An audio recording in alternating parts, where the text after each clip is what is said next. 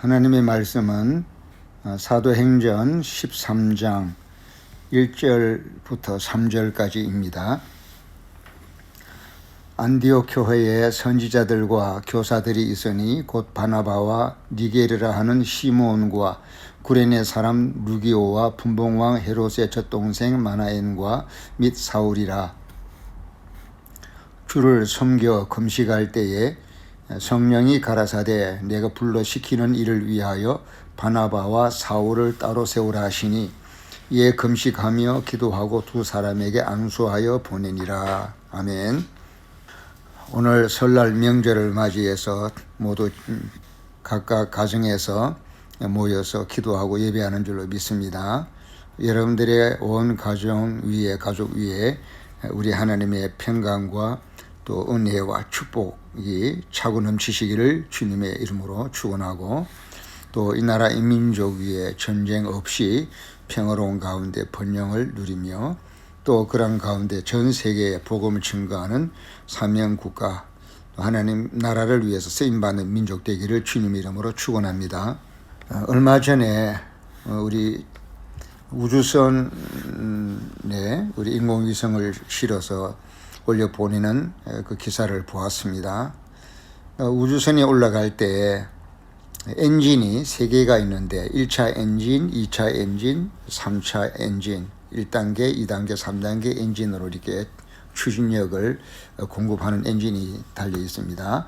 1단계 엔진은 75톤급 엔진 4개를 묶어서 추진해서 1단계로 띄워 올리고, 2단계는 또 다시 재점화가 되는데 75톤급 1개가 점화가 되어서 대기권을 올라갑니다. 그리고 3단계가 7톤짜리 불이 붙어서 마지막 단계로 분사시켜서 그 추진력으로 올라갑니다. 우리가 예수를 믿고 구원을 받는 일에도 흔히 생각하는 대로 나 믿었으면 그만이야 라고 끝나는 것이 아니라 마치 음식점에 가서 설렁탕 한 그릇 먹듯이 그냥 그렇게 끝나는 것이 아니고 촘촘히 그 단계별로 나누어서 3단계로 나누었습니다. 요한 1서 5장 8절을 보면 증거하는 이가 셋이니 성령과 물과 피라, 또한 이 셋이 합하여 하나이니라 말씀하며 우리를 구원하는 일에 구원의 증거의 3요소를 성령과 물과 피라고 이렇게 말씀을 했습니다. 기능별로 보면 첫째는 말씀의 물로 씻는 과정이죠. 우리의 행실과 생각과 마음과 행동, 모든 생활들이 하나님 말씀대로 살지 않았던 그 모든 것들이 이제는 말씀의 물로 씻음을 받는 회개와 뉘우침과 돌이킴을 통해서 말씀의 물로 씻는 단계가 있습니다. 하나님의 뜻에 벗어난 모든 헝클어진 것들이 이제는 하나님의 말씀의 원칙에 따라서 그 말씀의 기준과 원칙을 회복해 가는 첫 단계인 것입니다. 두 번째로 우리가 구원을 받는 일에 중요한 것은 말씀의 물로 또 세례로 씻을 뿐만 아니라 십자가의 피로 씻음을 받는 십자가의 피의 증거가 있는 것입니다.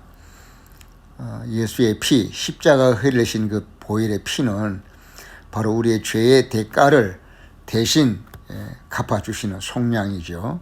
죄의 대가를 대신 지불하는 속량. 예수님의 십자가의 피로 우리를 씻어주신다는 것은 내가 믿을 때에 그 흘리신 예수님의 피가 내 모든 죄의 대가를 대신 값을 치러주는 죄의 속량인 것입니다. 우리가 믿을 때 그 믿음을 통해서 사망과 저주의 값을 예수님의 십자가의 피로 대신 갚아주시고 대신 씻어주시는 것을 말하는 것입니다. 아울러서 우리 속에 남아있는 죄의 뿌리가 선악과에서 비롯된 인간의 자기중심, 자아의지를 하나님 앞에 부패한 것으로 깨닫고 십자가에 그 자아를 함께 못 박는 과도 내용을 같이 하는 것입니다. 죄의 대가를 대신 지불해 주시는 십자가 보혈의 능력과 더불어 또 죄사함을 받는 내 자신의 입장에서는 이 죄의 뿌리가 되는 자기 중심, 자아의 이 선악과의 이 자아의 뿌리를 십자가에 함께 못 박고 받고 함께 장사 지낸 바가 되고 함께 죽어지는 것을 말하는 것입니다. 이것이 말씀의 물로 씻음과 이어서 십자가의 피로 씻는 두 번째 단계입니다. 그런데 오늘 읽었던 요한 1서 5장 8절에는 그런 물로 씻음과 피로 증거하는 것뿐만 아니라 또 성령의 불로 우리가 거듭나는 것을 함께 말씀했습니다. 성령의 불로 거듭난다라는 것은 성령께서 하나님의 진리의 말씀을 책에 기록한 것이 아니라 내 마음의 비석, 마음의 바탕에다가 새겨놓는 것을 말합니다. 성령께서 하나님의 말씀을 내 마음에다가 이렇게 새겨주시는 것입니다. 우리의 본능 속에, 우리의 욕망 속에 이전에는 하나님이 없는 욕망, 하나님 없이 사는 본능을 지니고 살았지만 이제 성령께서 우리 속에 들어오심으로 하나님의 말씀대로 살고자 하는 본능, 하나님의 말씀대로 살고픈 그 영적 욕구를 불어넣어 주시는 것입니다. 이것이 바로 성령의 증거하시는 역사입니다. 매우 중요하죠.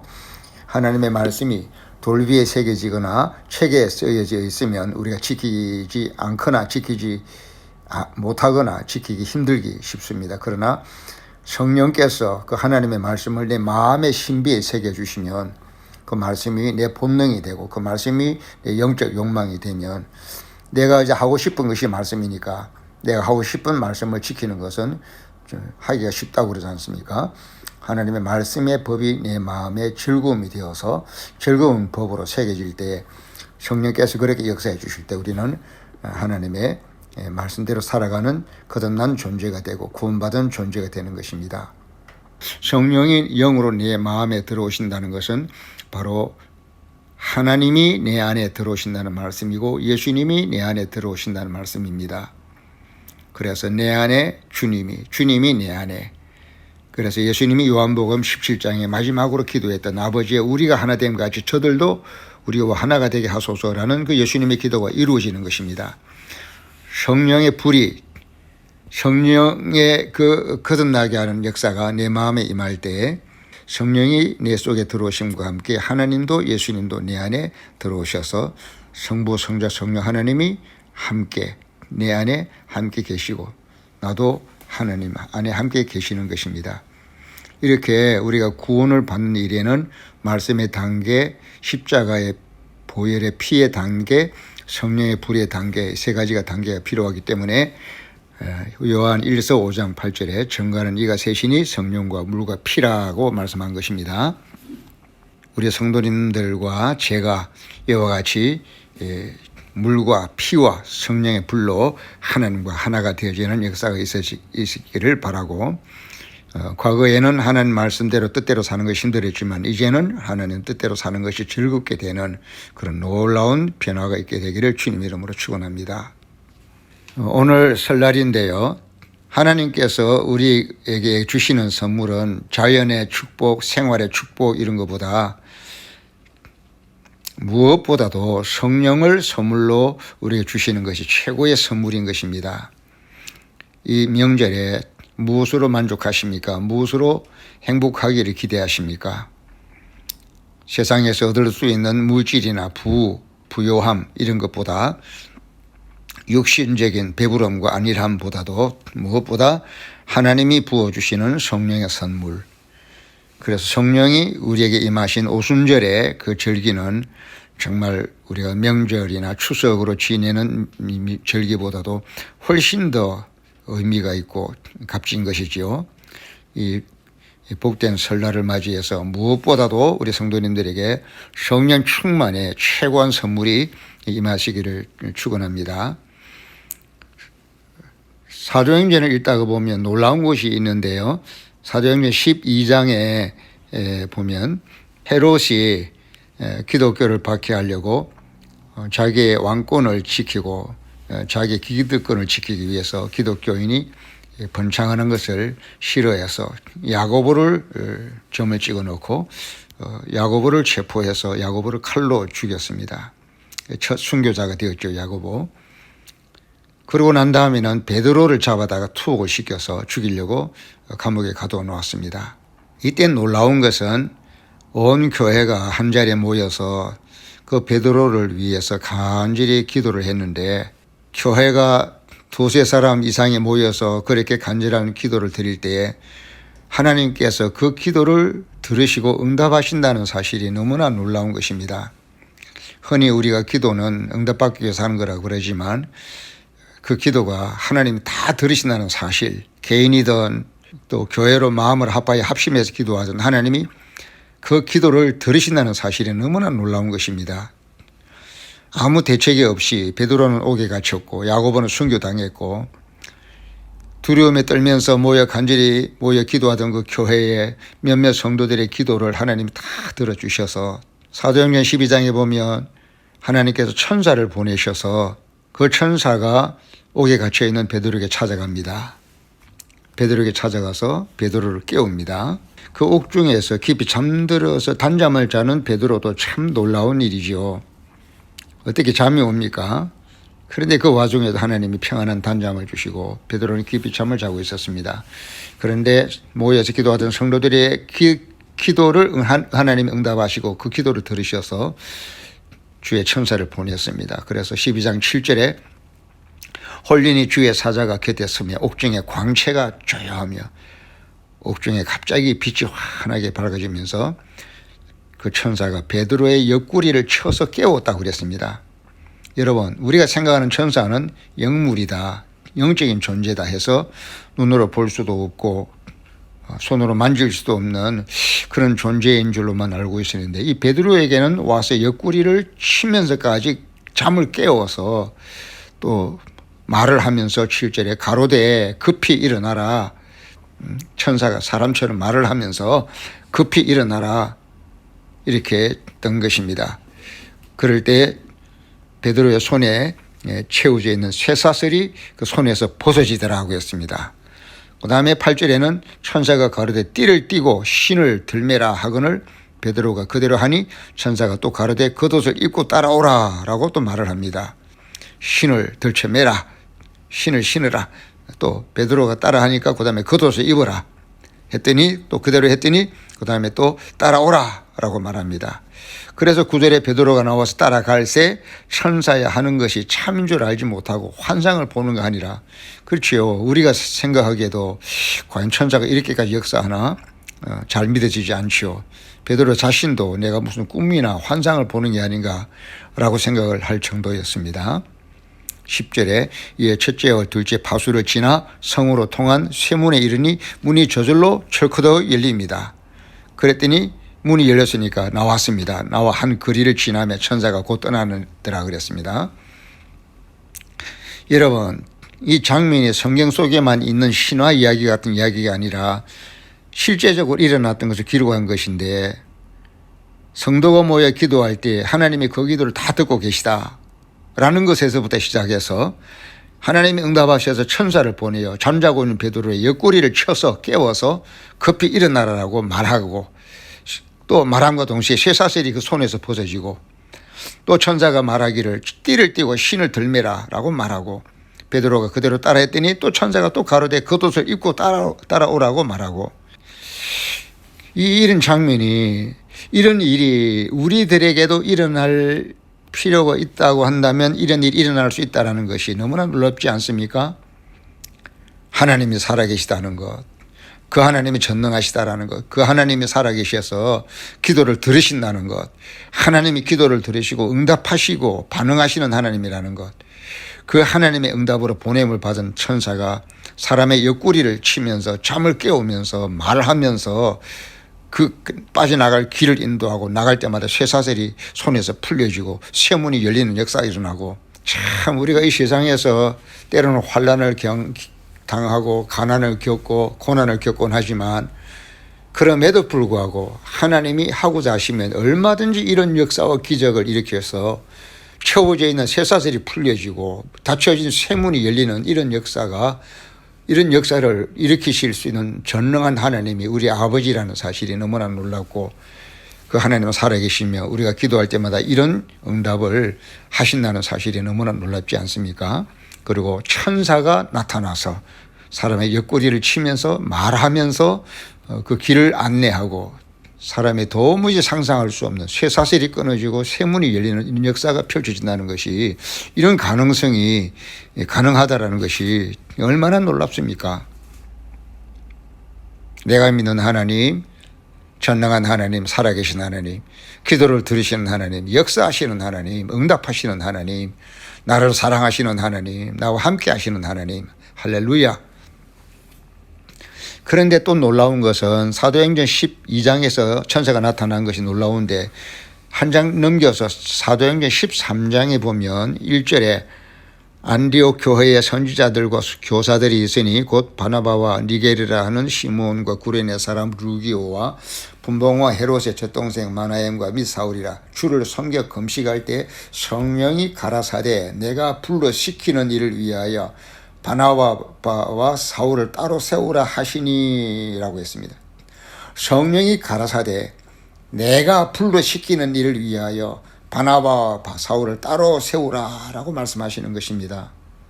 우리가 천사를, 상상이나 가능할 천사를 현실적으로 체험하고 경험하는 사도행전 12장이 놀라운데, 지금 오늘 본문에 사도행전 13장에 나오는 이 2절에 우리가 성령이 어디에 계신가라는 것을, 성령이 계시다라는 것을 생각이나 상상이나 믿음으로나 그렇게 알 수 있는 성령을, 오늘 이 본문에 보니까 그 성령이 가라사대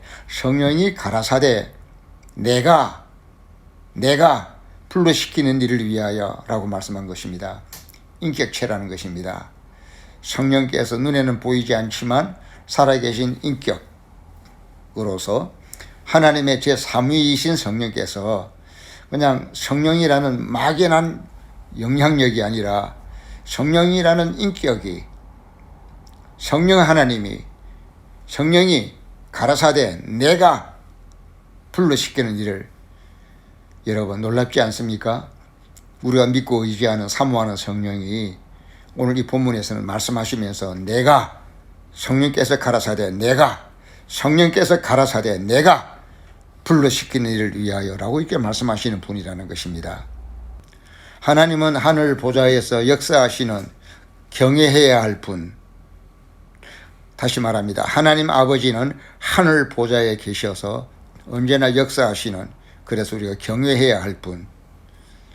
머리 되시고 왕 되신 예수님은 우리 머리 위에서 항상 명하시고 모든 것을 다스리고 통치하시는, 그래서 우리 머리 되신 왕 되신 예수님 앞에 무릎을 꿇고 겸손하게 엎드릴 수밖에 없는, 겸손해야 할 그런 예수님이십니다.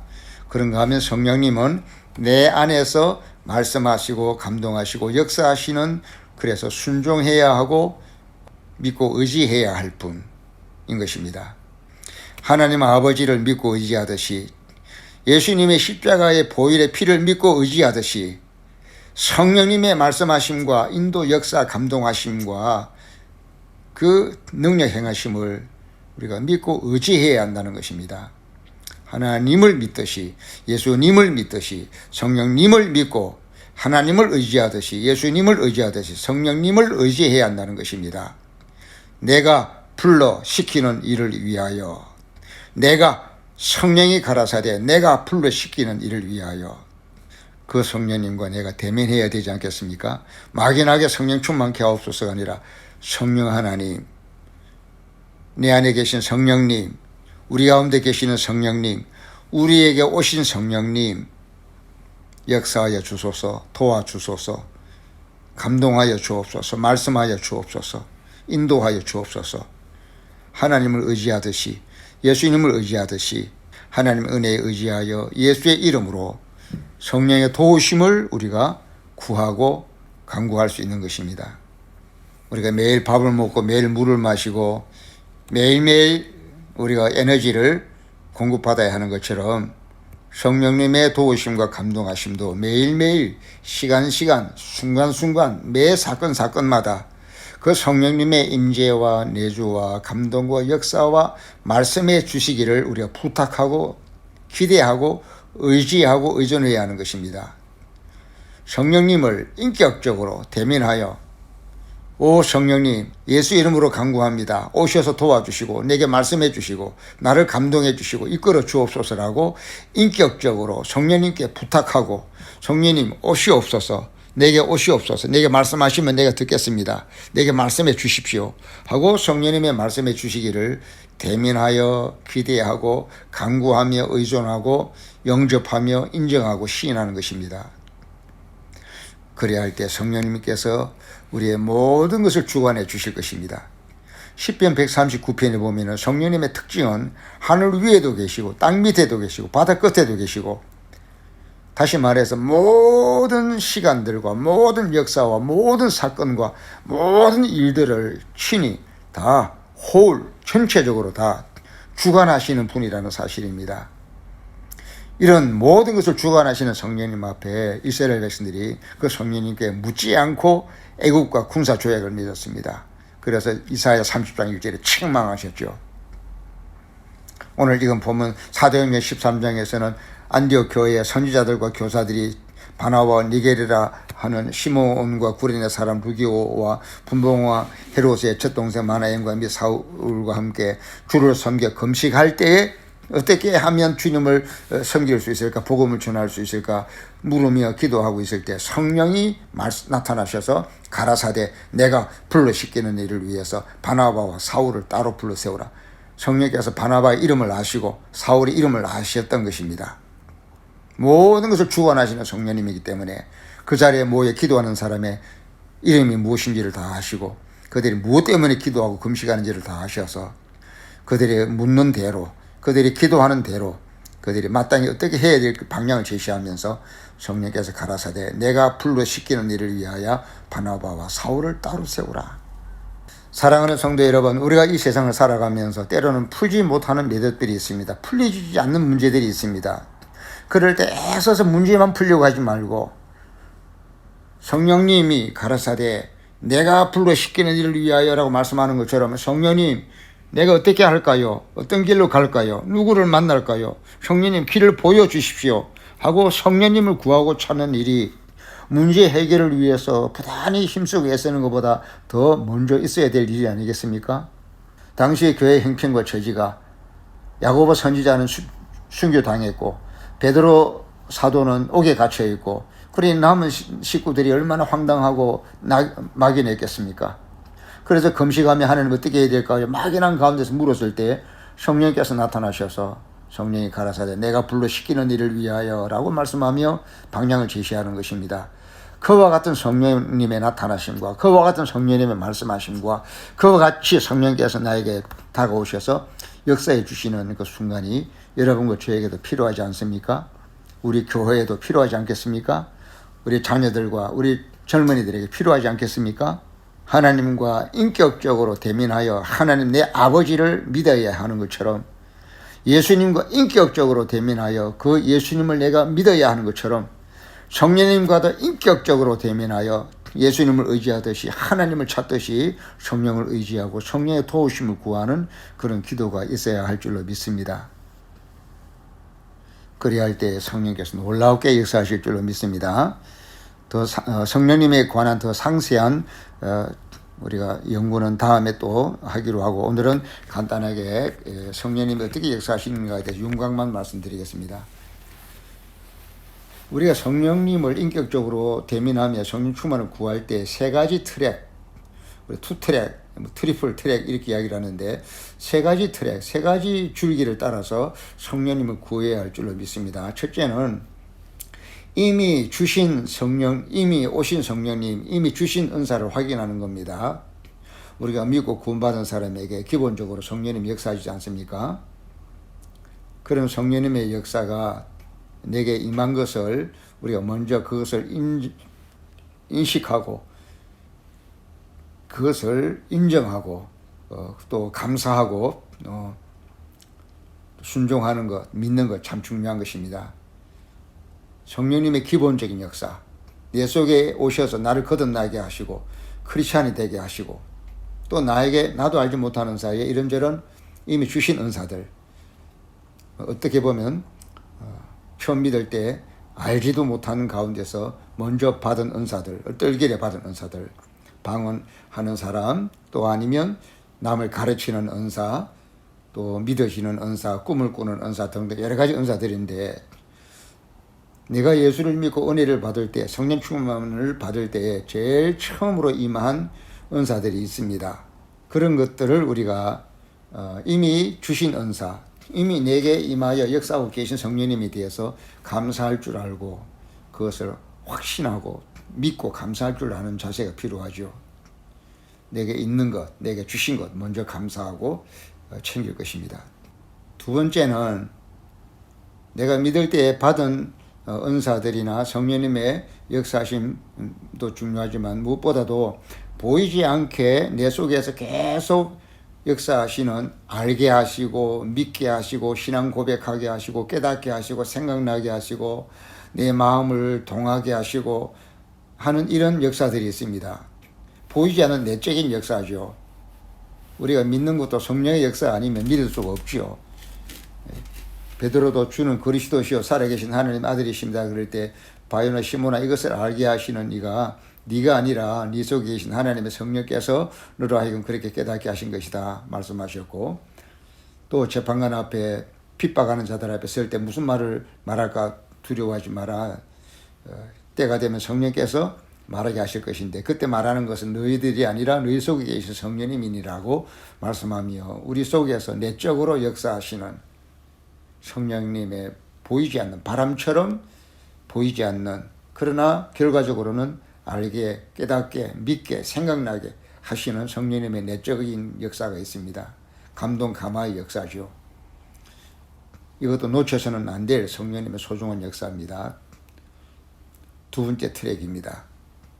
그리고 세 번째는 우리가 받은 은사뿐만 아니라 앞으로도 하나님의 그 사랑을 실천하기 위해서 더 나은 은사를 구해야 하는 그런 성령 충만도 있는 것입니다. 늘 내 속에 계시다고 해서 그걸로 끝날 것이 아니라 더욱 충만하기를 우리가 사모하고 구해야 되는 그런 몫이 있습니다.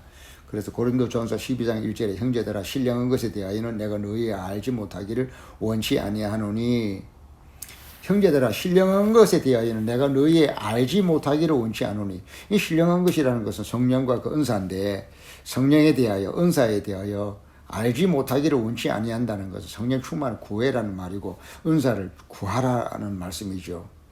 구하되 그 은사들이 어떻게 조화를 이루며 서로 보완적인 이런 역할을 하는지를 이제 고린도전서 12장 그 이후에 쭉 설명하는 겁니다. 어쨌든 받은 은사도 있고 받은 성령 충만의 분량도 있지만 그보다 더 충만하게 받기 위해서 힘쓰고 사모하고 노력하라는 말씀입니다. 그러니까 받은 은사에 비하면 받을 은사, 받기 위해서 구해야 할 은사 이거죠. 그 목적은 더 큰 사랑을 실천하기 위해서입니다. 고린도전서 12장 31절에 너희는 더욱 큰 은사를 사모하라. 너희는 더욱 큰 은사를 사모하라. 그 목적이 뭡니까? 내가 또한 제일 좋은 길을 너희에게 보이리라. 이어지는 13장에 나오는 사랑장이죠. 사랑을 이루기 위하여, 사랑을 더 풍성하게 실천하기 위해서 더 큰 은사와 더 나은 은사, 더 새로운 은사를 구하라 하는 것입니다. 그래서 14장 1절에 보면 사랑을 따라 구하라, 신령한 것을 사모하되 특별히 예언을 하려고 하라. 사랑을 따라, 사랑을 이루기 위해서 구하라. 신령한 것을 사모하라. 은사를 사모하라. 성령 충만을 사모하라. 특별히 예언의 은사를 사모하라. 이렇게 말씀하신 것인데, 받아야 할 은사, 받을 은사를 구하는 것입니다. 성령의 충만의 첫 트랙은 받은 은사를 확인하자. 두 번째 트랙은 보이지 않게 항상 내 속에서 내적으로 역사하시고 감동 감화하시고 나를 인도하시고 깨닫게 생각나게 알게 믿게 하시는 성령님의 내적인 역사를 인정하고 감사하자. 세 번째 트랙은 내가 받은 은사도 중요하고 내적으로 역사하는 것도 중요하지만 더 많은 사랑을 이루기 위해서 받아야 될 더 큰 은사도 사모하라. 이렇게 성령 충만을 우리가 인격적으로 대면하며 내가 불러시키는 일을 위하여 바나바와 바울을 따로 불러 세우라라고 말씀하시는 그러한 성령님을 나도 대면하여 나의 보혜사 성령님, 나의 보혜사 성령 하나님, 나에게도 말씀해 주시고 나에게도 길을 인도해 주시고 나에게도 감동 감화하여 주시옵소서라고 우리가 기도할 때에 이와 같이 세 가지 단계로 이미 주신 은사 감사하며 그 은사를 활용하고 성실하게 활용할 뿐만 아니라 소리 없이 보이지 않게 내 속에서 바람처럼 임하여 계속해서 깨닫게 생각나게 감동 감화하시는 성령님의 역사를 인정하고 내 안에 성령님의 역사하심을 깨닫고 감사할 줄 아는 것이 중요하고, 세 번째는 우리가 받은 은사도 중요하지만 해야 될 일들을 이루기 위해서, 더 큰 사랑을 이루기 위해서 때로는 방언을 구하기도 하고 때로는 예언을 구하기도 하고 때로는 지혜를 구하기도 하고 지식의 은사를 구하기도 하는, 믿음을 구하기도 하고 병을 고치는 은사를 구하기도 하는 이런 성령 충만을 사모하는 과정이 필요한 것입니다. 더 상세한 것은 다음에 다루기로 하고, 자, 오늘은 설날에 하나님 우리에게 주시는 선물 중에 최고의 선물은 성령 충만의 선물이다. 사도행전 12장에 놀라운 장면이 나오는데 성도들이 모여서 간절히 기도할 때 하나님이 들으시더라.